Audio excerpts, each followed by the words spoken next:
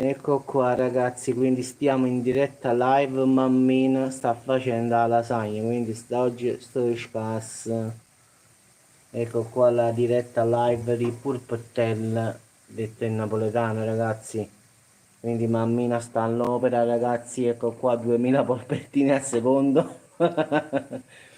Quindi oggi voglio chiove lasagna, quindi uova sode, polpettine, salame, e ci metti più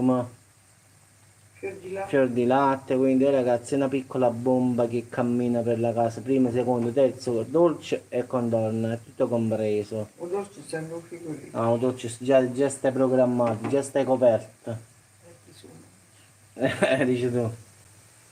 Ecco qua ragazzi, quindi buona domenica a tutti, quindi qua è lasagna oggi. Mamma sta friendo tutte le cose, quindi vi auguro buona domenica e scassatevi perché oggi è domenica, non fate i soliti nordici. Mamma sta già bastucciando, quindi ragazzi, e che ci sta, vediamo mamma, ma stiamo girando per la cucina ragazzi, stiamo curiosando tra la cucina di mamma.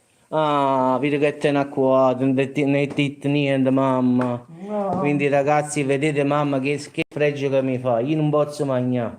Ma secondo voi è normale che mia mamma mi fa che sta a me o no?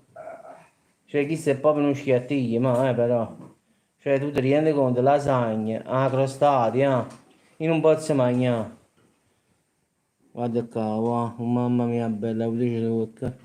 Io se mi assetto ma la mangia sana sana, sono convinto. Secondo me di uno sì, ma la faccio sana sana. Un pezzo di lasagna, a metà, ce la posso fare. Vabbè ragazzi, vi saluto, mamma come sempre, sempre a schiattigliosa. Lasciamo stare che è meglio.